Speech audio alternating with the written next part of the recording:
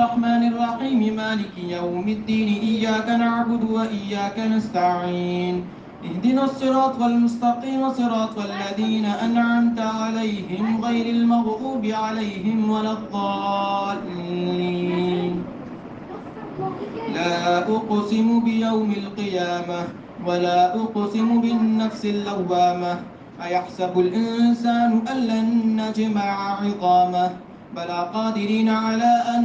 نسوي بنانه بل يريد الإنسان ليفجر أمامه يسأل أيان يوم القيامة فإذا برق البصر وخسف القمر وجمع الشمس والقمر يقول الإنسان يومئذ أين المفر كلا لا وزر إلى ربك يومئذ المستقر ينبأ الإنسان يومئذ بما قدم وأخر بل الإنسان على نفسه بصيرة ولو ألقى معاذيره لا تحرك به لسانك لتعجل به إن علينا جمعه وقرآنه فإذا قرأناه فاتبع قرآنه ثم إن علينا بيانه كلا بل تحبون العاجلة وتذرون الآخرة وجوه يومئذ ناظرة إلى ربها ناظرة ووجوه يومئذ باسرة تظن أن يفعل بها فاقرة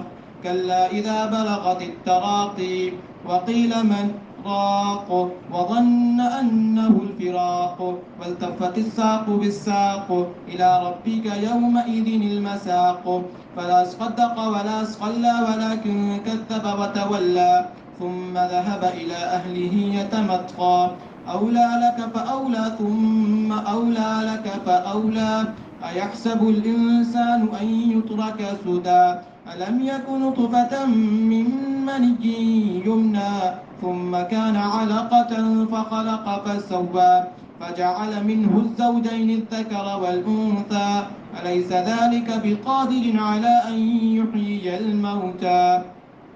هل أتى على الإنسان حين من الدهر لم يكن شيئا مذكورا إنا خلقنا الإنسان من نطفة أمشاج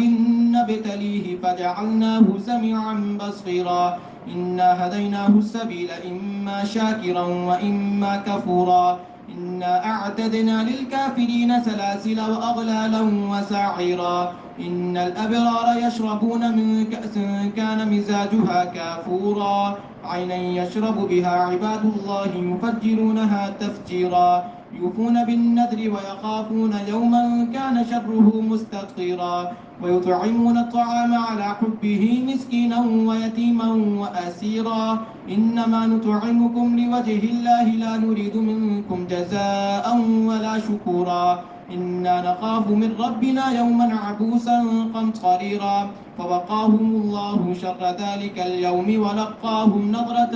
وسرورا وجزاهم بما صبروا جنة وحريرا متكئين فيها على الأرائك لا يرون فيها شمسا ولا زمهريرا ودانية عليهم ظلالها وذللت قطوفها تذليلا الله أكبر